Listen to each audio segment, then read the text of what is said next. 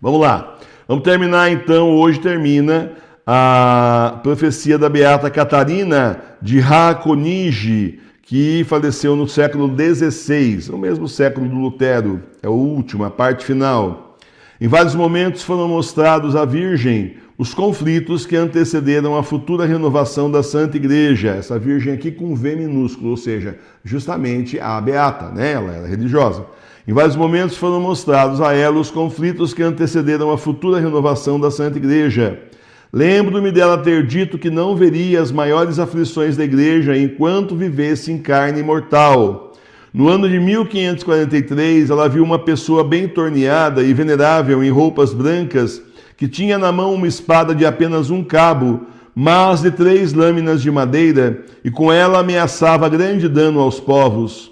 No dia seguinte, em êxtase no seu quarto, ela viu uma grama verde. A pessoa que carregava a espada na mão era a Santíssima Trindade, que havia deliberadamente reduzido a Santa Igreja ao primitivo e verdejante estado de virtude com muitos flagelos. Meus irmãos, é o tempo que nós estamos, né? Estamos aí voltando justamente para a igreja original, voltando exatamente para a igreja que tinha virtude, tinha fé, tinha confiança no Senhor, buscava se preparar para a volta de Jesus, se preocupava com o seu próprio julgamento, portanto se preocupava com conversão, com oração, com obediência a Deus, santo temor de Deus, enfim, cumprir os mandamentos de Deus. Nós estamos voltando a esse tempo, mas não chegamos ainda é a parte dos flagelos, né?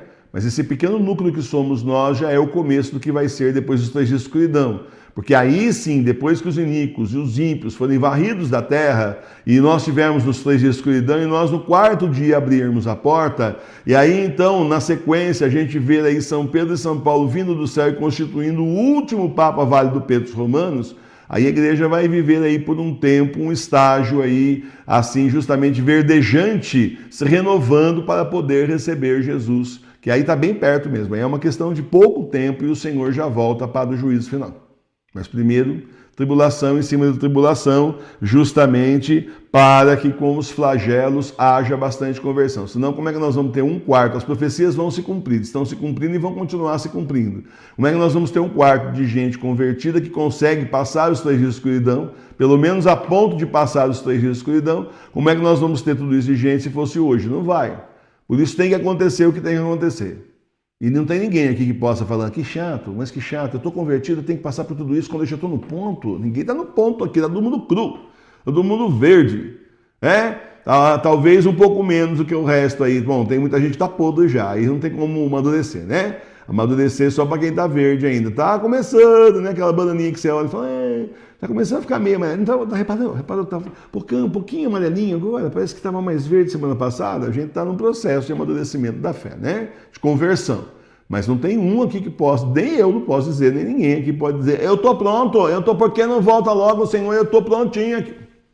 Por favor. Vamos ser assim, orgulhosos, arrogantes, soberbos e achar que a gente já está no ponto, só o mundo que não está, porque você sabe que falta uma caminhada ainda e vamos apressar o passo antes que o Senhor volte, e Ele está voltando, mas é só lá no final desses tempos que são os últimos, são os tempos do Apocalipse. Louvado seja nosso Senhor Jesus Cristo.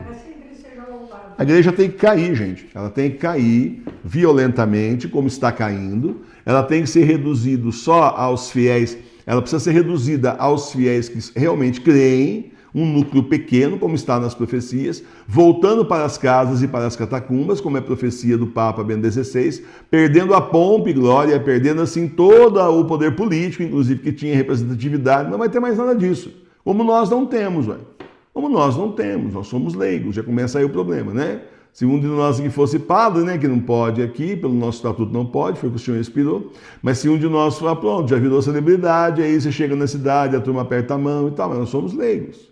Tem gente que vem conversar comigo e tal, pensando que eu sou padre, quando eu falo que eu sou leigo, a pessoa desinteressa e vira a cara e vai embora. Desculpa, pensei que você era padre. Vai embora. Já aconteceu comigo algumas vezes, na rua, né? Mas tá bom, a gente é leigo, o Senhor nos fez assim, o Senhor nos chamou assim, nós temos muito orgulho de sermos leigos, uma paróquia de leigos para leigos, aonde nós temos o sumo sacerdote da Santa Igreja, que é ninguém mais e ninguém menos que Jesus. Então tá. Então nós temos uma igreja aqui que o próprio Jesus que comanda, como devia ser em todas as igrejas aí que agora viraram bergolianas, todas as paróquias deviam ser assim, mas aqui é o próprio Senhor que comanda e nós estamos aí levando a igreja para Ele como nós podemos e espero que a gente mais ajude do que atrapalhe e espero que quanto mais passa o tempo, menos a gente atrapalhe e mais ajude, né? Cada vez mais até chegar a um ponto que só ajuda e não atrapalha nada, se Deus quiser, né? Então, nós, com muito orgulho, somos aí uma satisfação, uma paróquia de leigos para leigos, porque o Senhor quis assim. Ele chamou os leigos. E os apóstolos, o que eram? Leigos. Eles não eram do clero. Não chamou nenhum fariseu, você percebeu? E tinha fariseu ali que acreditava. Ele não chamou nenhum fariseu. Não chamou saduceu. Não chamou mestre da lei, doutor da lei, nada. Chamou leigos, pescadores, outro era cobrador de impostos. Sim. Chamou as pessoas para serem seus discípulos e depois, então, impôs as mãos sobre eles e eles se tornaram apóstolos. Né? E pronto, por quê? Porque o Senhor pode tudo, esse que faz novas todas as coisas, é o que ele fala no livro do Apocalipse. E ele está fazendo, cumprindo as profecias reconhecidas pela Santa Igreja. Portanto, assim vamos caminhando até a volta do Senhor. Agora, cuidado para não ser enganado. Tem que ter muitos medos na vida, muitos cuidados, né? Assim, eu tenho temor de Deus, tenho receio de desagradar o Senhor, pecar contra o Senhor e tenho medo de ser aí levado no bico pelo anticristo. Bom, o Senhor falou que levaria até os eleitos, se isso fosse possível.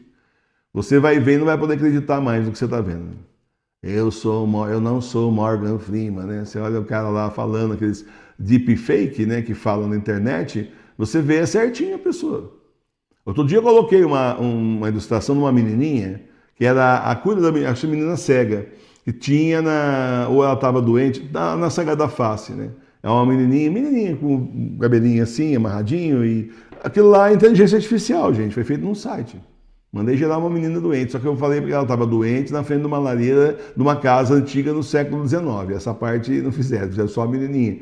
Mas você olha até os cabelinhos dela, você olhar muito assim, você não está acostumado, você olha e acha que é verdade. Está ficando muito perfeito. Nós estamos num ponto que a gente já não pode acreditar no que a gente vê, no que a gente ouve, vai ficar só pior. É por isso que vai acontecer com o anticristo, né? O anticristo vai aparecer e vai enganar multidões. E você acha que vai adiantar? Amiga, esse é o anticristo. Não vai adiantar, gente. Vai falar para bergoliano que esse não é o anticristo, que não é o Cristo, é o anticristo.